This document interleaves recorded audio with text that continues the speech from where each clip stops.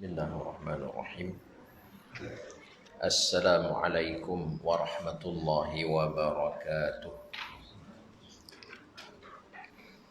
Alhamdulillahi rabbil alamin. Wassalatu wassalamu ala asyrafil anbiya'i wal mursalin. Sayyidina Muhammadin wa ala alihi wa sahbihi wa man tabi'ahum bi ihsanin ila yaumiddin. Rabbi syrah lana sudurana wa yassir lana umurana wahlul 'uqdatam min alsinatina yafqahu aqwalana.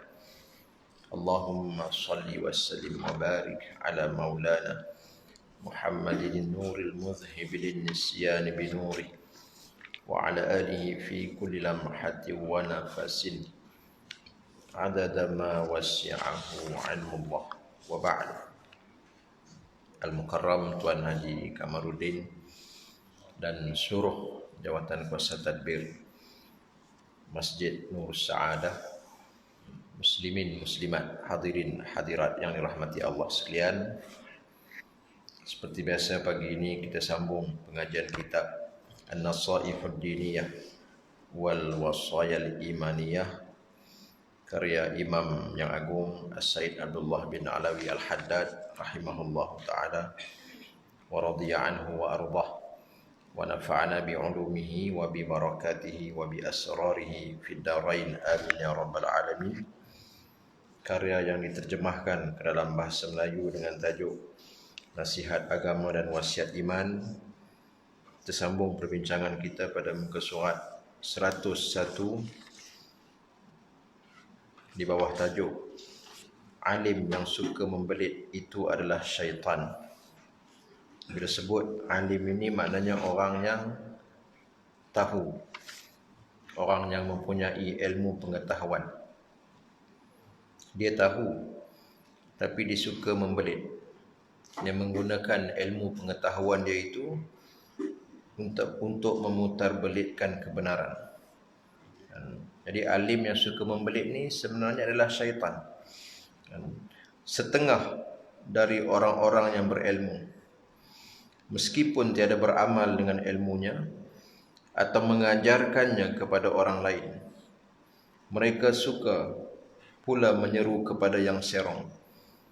Ada di kalangan ahli ilmu ni, kata Imam Al-Haddad rahimahullah, ilmu yang dia ada dia tidak beramal, kemudian dia tidak ajarkan pula kepada orang lain. Bukan setakat tu, dia menyeru pula kepada yang serong. Tak amal dengan ilmu tu satu hal, satu kesalahan.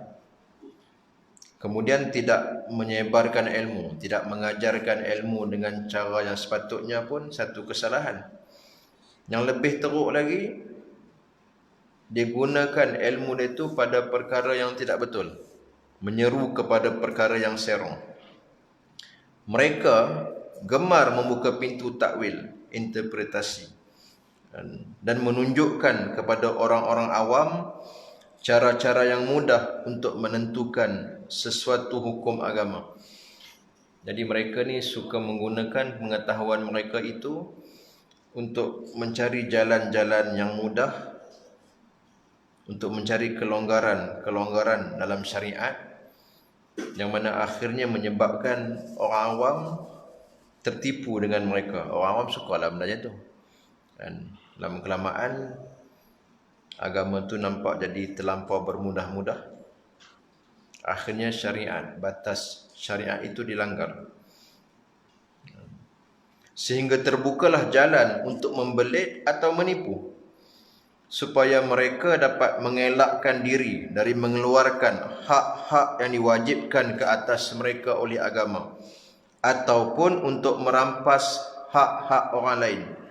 Yang pertama, nak elakkan diri daripada kewajipan. Dia pun ajar cara elak. Contohnya kalau emas 20 mithqal, saya buat contoh ni kan, bila cukup haul kena bayar zakat. Dia pun kata, kalau kata emas tu perempuan pakai sebagai perhiasan, tak perlu bayar zakat. Jadi dia kata bila cukup haul, lagi seminggu 2 minggu cukup haul, dia kata ambil pakai. Dia buat helah.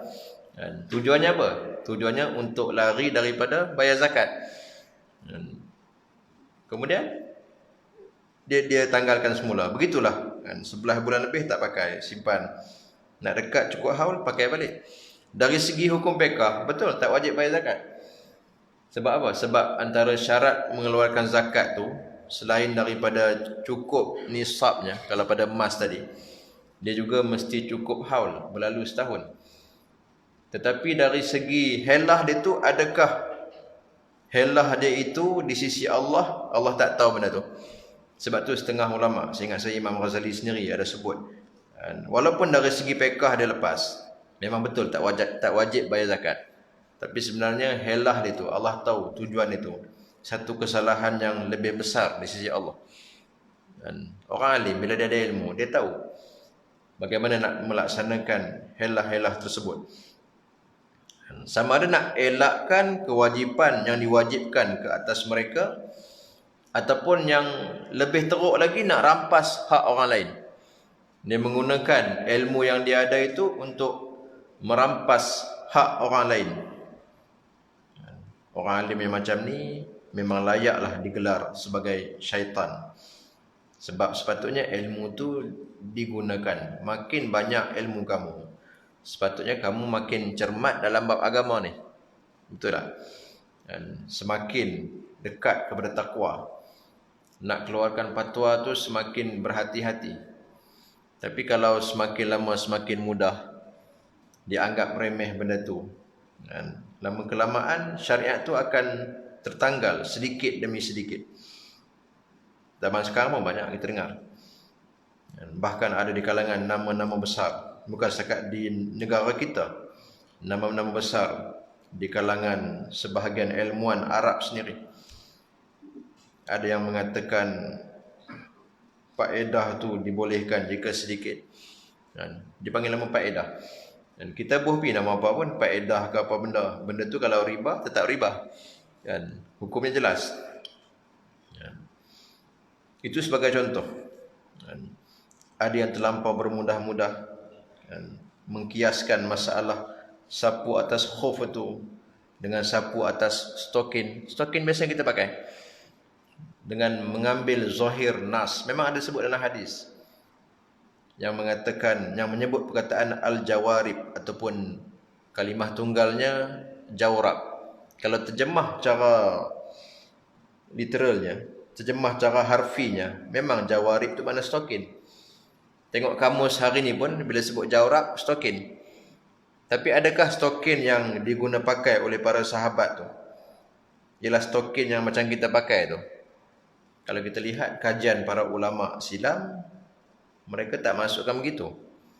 Stokin yang mereka pakai itu khuf lah kalau kita faham hari ni. Yang melengkapi sifat khuf lah. Jadi terlampau bermudah-mudah. Sapu atas stokin. Zaman-zaman saya mengaji dulu ada. Kan? Zaman-zaman saya mengaji di Timur Tengah dulu ada.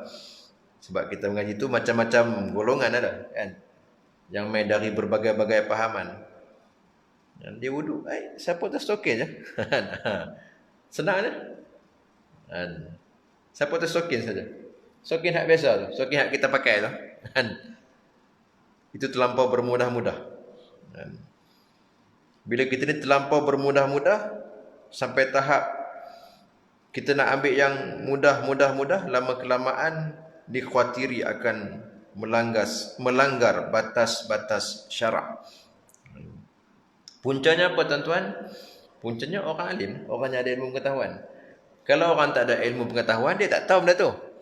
Dia tak jumpa, dia tak akan faham nas hadis yang sebut jawarib tu, terjemah stokin. Dia terjemah dengan cara dia faham. Baik. Orang alim yang bersikap seperti ini, tadi beberapa contoh yang kita bawa main, kan? Ada lagi yang lebih berat. Masalah-masalah yang lebih berat ada lagi. Orang alim yang bersikap seperti ini ialah syaitan yang durjana, pengingkar dan penentang Allah dan Rasulnya. Sebab apa digelar sebagai syaitan? Kenapa disebut sebagai pengingkar dan penentang Allah dan Rasul? Sebab Allah dan Rasul ni nak membawa kita ke arah jalan yang lurus. Bila dia tak membawa ke arah jalan yang lurus, dia menuju kepada sesuatu yang serong, itu kerja syaitan. Walaupun dia itu orang alim, ada ilmu, tapi dia itu selayaknya digelar sebagai syaitan yang durjana. Sebenarnya ia telah dilantik oleh syaitan untuk menjadi wakilnya di dunia. Sedar tak sedar tuan-tuan, syaitan lantik dia dah jadi wakil. Syaitan kata lagi senang kerja aku. Lagi senang aku punya kerja, dia kata. Dah ada syaitan dari kalangan manusia yang boleh melaksanakan kerja aku. Agar ia boleh menabur fitnah dan menunjuk kepada kesesatan dan kekeliruan. Cakap dia tu orang pakai lah. Sebab secara zahirnya orang lihat dia tu orang yang berilmu. Fitnah yang tersebar daripada orang yang berilmu tadi lebih berat. Sebab tu disebut zallatul alim, zallatul alam. Gelincirnya orang yang alim itu seolah-olah gelincirnya alam ini. Maksudnya bagaimana? Kalau salah yang dilakukan oleh orang biasa, dia lah buat salah, betul tak? Orang nak kata apa? Dia tu buat salah, biasalah.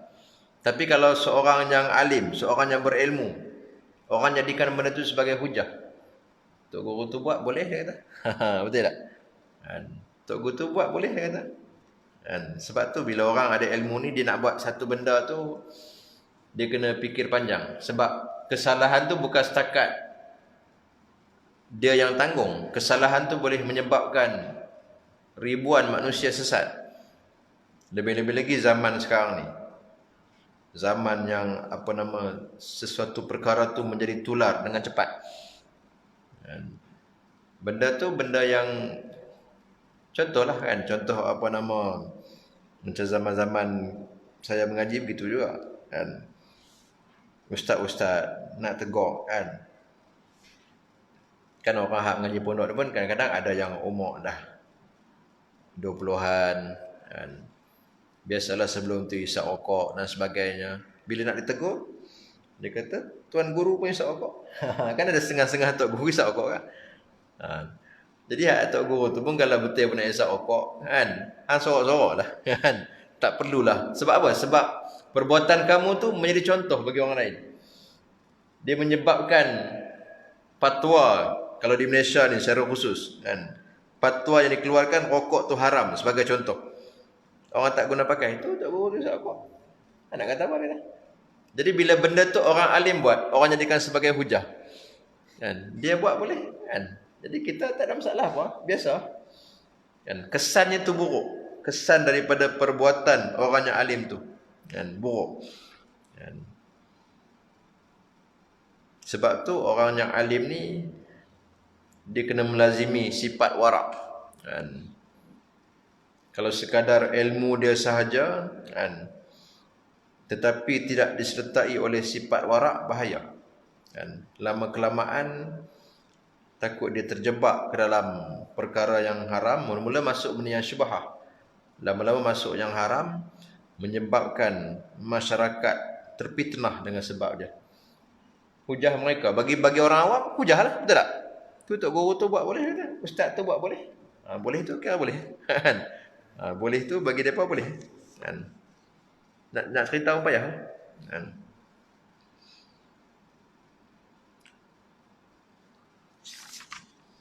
Orang ini dipandang oleh Allah sama seperti keldai dan anjing dalam kelakuannya yang buruk dan hina.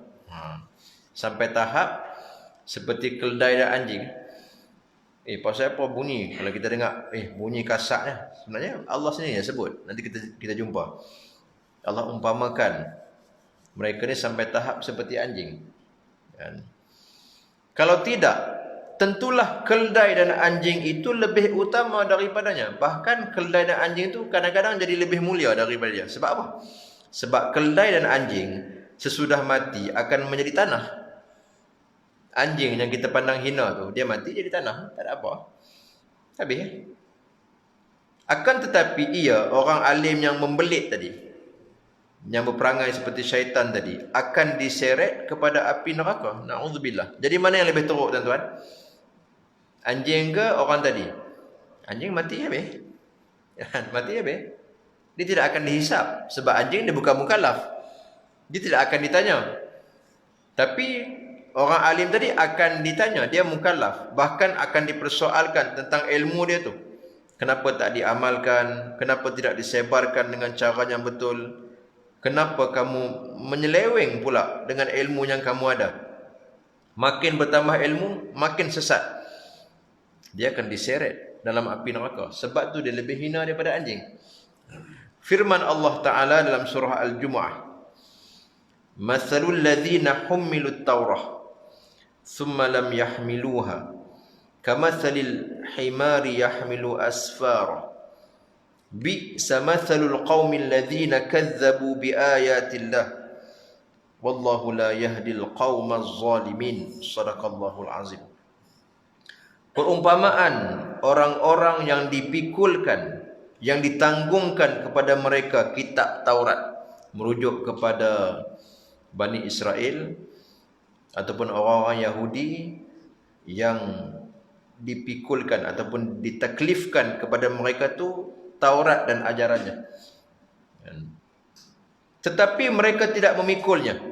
Maknanya mereka tu dipertanggungjawabkan untuk mengamalkan isi Taurat dan menyebarkannya, tetapi mereka tidak sanggup memikulnya. Perumpamaan mereka seperti apa? Allah kata, kamathalil himar, umpama keldai. Himar tu keldai. Ini yang pertama, diumpamakan seperti keldai. Umpama keldai yang memikul kitab-kitab. Tuan-tuan tahu kan keldai kan? Kalau keldai ni di negara Arab banyaklah kita jumpa. Kalau belah kita ni payah sikit nak jumpa. Keldai ni orang Arab gunakan juga untuk satu perumpamaan untuk seorang yang bodoh. Dia panggil keldai juga. Sebab keldai ni dia akan ikut saja. Tuan dia cakap apa, dia ikut. Orang Arab kalau kata mereka kelai, kalau sampai dia keluar ya humar, ya bagal, dia panggil himar tu memang dia marah sungguh. Kalau dia sebut, mereka tak maki sebut apa khinzir apa kan, tak nak dengar kita kan. Itu kita belah kita dia sebut khinzir kan. Dia kalau sebut ya humar, ya bagal, dia sebut himar, sebut bagal tu, tu makna kata dia marah sungguh. Dia marah sungguh. Kan, kalau di pasar-pasar kita dengar kan, himar ni dia lambang bodoh. Senang lambang bodoh lah kan. Bila Allah umpamakan macam himar ni, macam seorang yang bodoh kan, yang menanggung kitab. Kitab banyak, penuh di belakang dia, tapi dia sendiri tak kerti baca kitab. Jadi bukan setakat tidak membantu dia, bahkan akan membebankan dia, buat sakit badannya. Kitab penuh di rumah. Macam kita hari ni lah kan. Tapi baca pun tak, bukan kata baca tak pernah, baca pun tak kerti. Apalagi nak amalkan. Mereka membaca Taurat. Mereka itu dipertanggungjawabkan untuk mengamalkan isi Taurat. Tetapi mereka tidak sanggup untuk melaksanakan tugas itu. Jadi mereka ni macam keldai yang menanggung kitab. Buat sakit badan saja, tanggung saja, tapi tak ada manfaat.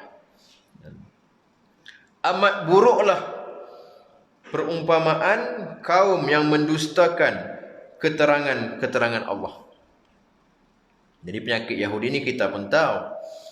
Dan mereka ni bukan tak faham Taurat macam mereka Yahudi ni, pendeta-pendeta Yahudi ni. Tapi mereka sengaja menyembunyikan isi kandungan Taurat yang mana tak kena dengan nafsu mereka. Terutamanya tentang perkhabaran tentang Nabi akhir zaman, Nabi Muhammad SAW yang akan dizahirkan. Hak tu benda yang paling besar yang mereka tak puas hati. Kerana mereka nak Nabi akhir zaman tu Allah pilih dari kalangan Bani Israel. Sebab mereka klaim mereka ni bangsa pilihan, bangsa terpilih. Tiba-tiba Allah lantik dari kalangan Arab Quraisy. Mereka tak puas hati hak tu. Hak tu benda yang paling besar sebenarnya, hak mereka tak puas hati. Yang lain-lain tu dia mengikut lah. Benda hak dia besar tu. Sampai hari ni mereka tak puas hati kerana benda tu. Sebab tu mereka sanggup mengubah isi Taurat sendiri. Allah kata wallahu la yahdil qaumaz zalimin, dan Allah tidak akan memberi petunjuk kepada orang-orang yang menzalimi diri mereka sendiri, menganiaya diri mereka sendiri. Kita ni tuan-tuan, bila kita buat salah, kita buat dosa, kita tak mau ikut petunjuk. Kalau kita Al-Quran lah, kalau mereka Taurat, dan sebenarnya kita menzalimi diri kita sendiri. Diri kita amanah Tuhan yang Allah amanahkan kepada kita, untuk kita gunakan amanah ini dalam mentaatinya. Tiba-tiba kita gunakan dengan cara yang sebaliknya. Yang kita zalimi itu diri kita sendiri. Sebab yang nak dapat azab nanti diri kita. Kotlah kalau kita buat salah, tiba-tiba yang kena seksa orang lain. Tak. Kita buat salah, kita akan tanggung. Jadi sebenarnya bila kita buat maksiat, kita zalimi siapa? Kita zalimi diri kita sendiri. Kita menganiaya diri kita sendiri. Baik. Itu Al-Jumu'ah ayat 5. Umpama himar, umpama keldai. Lepas tu tengok pula firmannya lagi, firman Allah lagi dalam surah Al-A'raf 175. Dia ada lanjutan ni sampai 176 di bawah tu. Dan Allah sebut, watlu alaihim naba'al ladzi atainahu ayatina fansalakha minha faatba'ahu syaitan fakana minal ghawin. Dan bacakanlah kepada mereka tentang khabar, tentang berita orang yang kami berikan keterangan-keterangan kami kepadanya. Keterangan ni maknanya ayat-ayat kami. Siapa dia ni? Lalu dibuangnya. Ayat ni tuan-tuan puan-puan, dia merujuk kepada seorang ulama dari kalangan Bani Israel yang bernama Bal'am bin Ba'urah. Tuan-tuan pernah dengar nama dia? Bal'am bin Ba'urah ni dia bukan kaleng-kaleng. Cerita saya dah. Dia ni seorang yang asalnya seorang yang rapat dengan Nabi Musa alaihissalam. Asalnya pengikut yang rapat dengan Nabi Musa alaihissalam. Bal'am bin Ba'urah ni seorang yang hebat. Disebut dia ni tahu Ismullahil A'zam, yang mana kalau dia berdoa tu mustajab doa dia. Seorang yang mustajab doa. Tok Wali ya. Kalau zaman tu kira Tok Wali zaman tu. Bal'am bin Ba'urah ni. Bahkan kalau saya mengaji dulu kan, ada Tok Guru yang sebut, nak cerita hebat tak hebat Bal'am ni, bukan kata dia. Anak murid dia tu ada yang berjalan di atas angin. Bukan kata dia tu karamah. Anak murid dia tu karamah. Bal'am bin Ba'urah sampai tahap gitu. Sebab dia ni ada apa nama Ismullahil A'zam. Kalau dia berdoa, mustajab doa dia. Tapi kenapa Allah cela dia? Kerana Allah kata fansalakha minha. Allah dah kurniakan kepada Bal'am ni keterangan-keterangan Allah. Allah kurniakan dia ilmu. Allah kurniakan dia kepahaman. Allah kurniakan kepada dia Ismullah, nama Allah yang paling agung, yang mana kalau dia berdoa mustajab doa dia. Tapi dia sendiri yang buang nikmat tu. Dia sendiri yang menanggalkan nikmat tu dari diri dia. Fa'atba'ahu syaitan, lalu dia telah didatangi oleh syaitan, termasuklah dia dari kalangan orang-orang yang sesat. Cerita ringkas Bal'am bin Ba'urah ni. Nabi Musa alaihissalam utuskan dia ni ke Madian. Di Madian ni kalau kita lihat dalam sirah ni, antaranya kisah Nabi Syu'aib alaihissalam. Nabi Syu'aib ni pak mentua bagi Nabi Musa.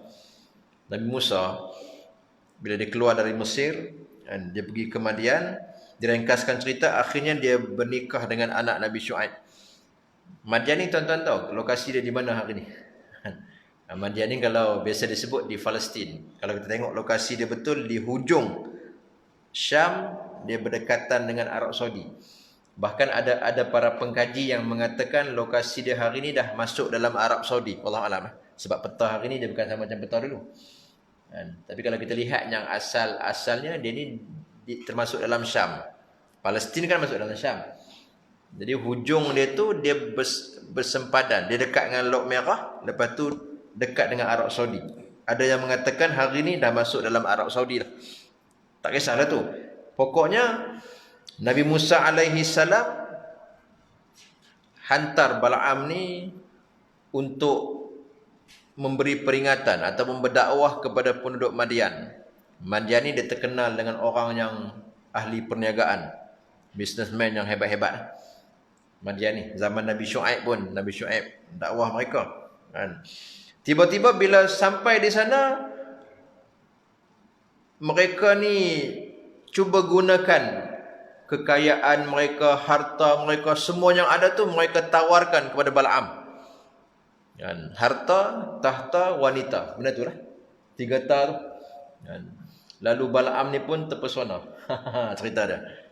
Tu nak cerita. Bila kata ada ilmu tapi kalah dengan nafsu, memang habis. Kan? Ilmu tu kalau kata dikalahkan dengan nafsu, tak guna ilmu tu. Tak guna sekupang pun. Kan? Lalu Bal'am pun terpesona. Bila terpesona, dia terlupa. Bukan terlupa, dia buat lupa. Perkara tu, harta, tahta, wanita tu melalaikan dia, menyebabkan dia lupa tugas asal dia tu. Dan lalu dia pun bersama dengan puak-puak Madian yang sesat tu. Sepatutnya dia kena ajak puak-puak tu nak tunggu Nabi Musa mai. Sebaliknya dia jadi pengikut kepada orang Madian tu. Akhirnya diringkaskan cerita, dia salah gunakan doa dia. Dia berdoa pula untuk kemudaratan Nabi Musa. Sebab dia rasa apa? Dia rasa dia ni orang yang mustajab doa. Sedangkan Allah beritahu kepada dia, start daripada dia terima tawaran harta, tahta dan wanita daripada penduduk Madian tu, Allah dah tarik dah kemustajaban doa dia. Dan maknanya apa? Hang hebat macam mana pun, tiba-tiba hang nak doa untuk Nabi Musa. Hang tu bawah Nabi Musa je. Hebat macam mana pun, hang jangan lupa, hang tu pengikut Nabi Musa. Sama macam kita lah. Kita rasa kita hebat macam mana sekalipun, tok wali besar macam mana pun, kalau sampai dia kata dia keluar daripada syariat Nabi Muhammad SAW, tu bukan dia lah. Sebab wali besar macam mana pun, bawah tapak kaki Nabi ya, kalau istilah kita ni. Betul tak? Sama macam Bal'am ni. Hang hebat macam mana sekalipun, karamah macam mana pun, hang tu umat Nabi Musa je. Kan? Kalau sampai tokeh hang buah nak lawan, macam tu lah umpamanya kan. Hang punya tokeh buah nak lawan, mana kata agak-agak hang boleh lawan dia ke ataupun akan makan diri balik. Makan diri balik lah. Kan? Kehebatan hang tu jangan lupa tokeh hang siapa. Begitulah bahasa mudah kita ni. Kalau sampai tokeh hang nak lawan, maknanya akan makan diri hang balik. Hang takkan boleh lawan dia. Begitulah umpamanya. Nabi Musa, Nabi dan Rasul, ulul azmi. Jadi Bal'am hebat macam mana pun, kamu untuk wali macam mana pun, kamu bukan Nabi. Bahkan kekaramahan kamu tu ialah sebahagian daripada kemuliaan umat Nabi Musa ketika tu. Sama macam kisah hari ni. Hebat macam mana pun wali tu, hebat macam mana pun orang alim tu, alim ulama tu, dia hanyalah sebahagian daripada kemuliaan yang Allah kurniakan kepada Nabi SAW. Dan tanpa kamu mengikut jalan Nabi, kamu tak akan dapat benda tu. Bila kamu rasa kamu dah hebat, kamu nak lari dari syariat Nabi. Aku dah hebat, dia kata. Pangkat aku dah tinggi. Aku tak perlu solat sekarang. Contoh. Maka ketika itu, kekaramahan kamu tu akan hilang. Sebab Nabi, manusia yang paling dekat dengan Tuhan pun tak pernah tinggal solat. Sebagai contoh. Ini yang berlaku kepada Bal'am. Dan lalu Allah kata, syaitan pun memperdaya dia pun sesat.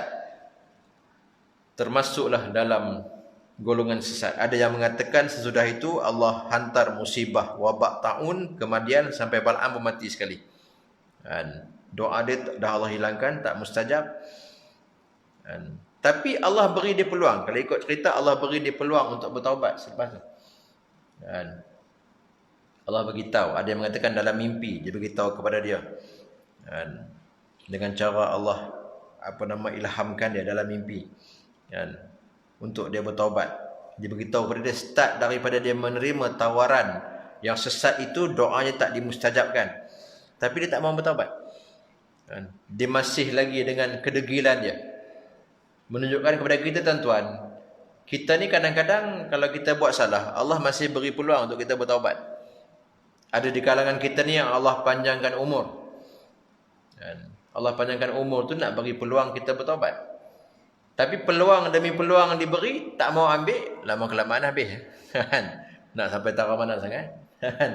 Bila habis peluang tu, tak ada lah. Kemudian Allah sambung lagi, firmannya lagi, Al-A'raf 176. Masih lagi tentang Bal'am bin Ba'urah. Allah kata, "Famathaluhu kamathalil kalbi." Perumpamaannya seperti seekor anjing. Sebab tu Imam Al-Haddad berani kata, orang alim yang membelit ni macam keldai, macam anjing. Keldai Allah sebut dalam surah Al-Jumu'ah. Anjing Allah sebut di sini. Walaupun kisah ni ditujukan asalnya kepada Bal'am, tapi dia punya kefahamannya sama. Semua yang berilmu menyalahgunakan ilmu dia tu sama macam Bal'am. Maknanya kata dia pun macam anjing, sama. Macam anjing. Sebab apa? In tahmil alaihi yalhath. Kalau engkau halaunya, dihulurkan lidahnya. Au tatrukhu yalhath. Engkau biarkan pun tetap anjing itu mengeluarkan lidahnya. Bahasa kita ni dia menjelirkan lidahnya. Anjing, kita halau pun dia jelir lidah. Kita biak pun dia jelir lidah. Maksudnya apa?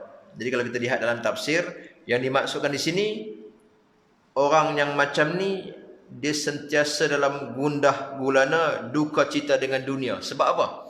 Sebab dia sentiasa duk ligan dunia.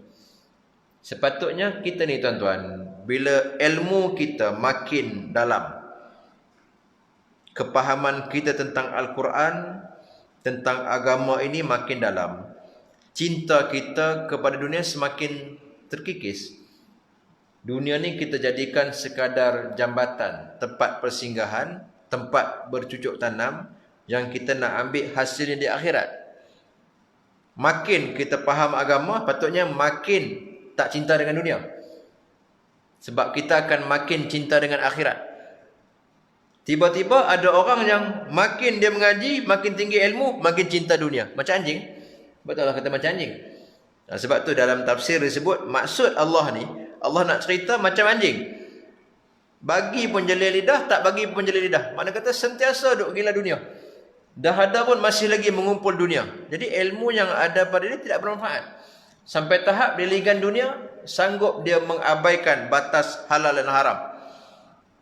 Macam Bal'am tadi, sampai Nabi Musa pun nak lawan. Bila sampai Nabi Musa pun nak lawan, ada silap banyak. Ada silap banyak.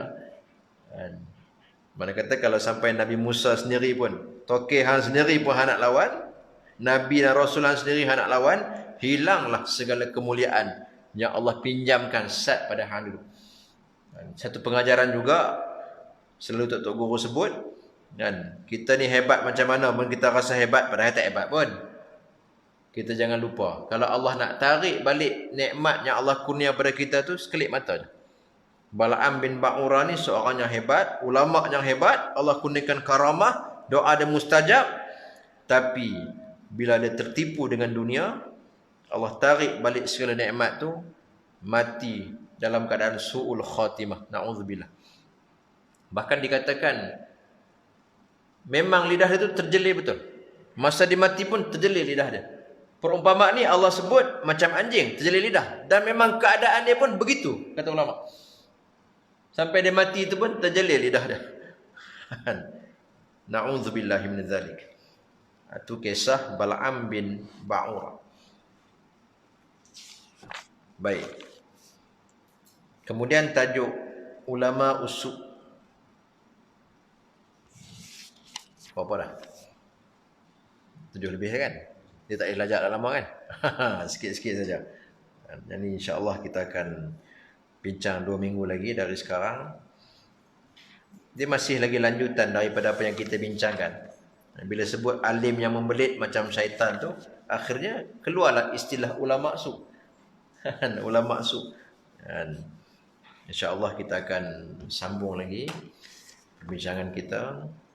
Mudah-mudahan Allah memperbaiki keadaan kita. Allah mengurniakan ilmu yang bermanfaat untuk kita. Dan kita mohon juga kepada Allah supaya Allah menghilangkan wabak musibah yang menimpa kita. Sejak akhir ni kita lihat wabak COVID-19 ni dah mula mengganas dah. Terutama di negeri kita ni. Negeri kita ni. Hari tu kluster Tawar dah senyap lah. Masjid Kuala Ketih pun semalam buka dah. Masjid Kuala Ketih tiga kali Jumaat tak ada. Baru ni. 3 kali Jumaat. Baru semalam. Mula buat Jumaat balik.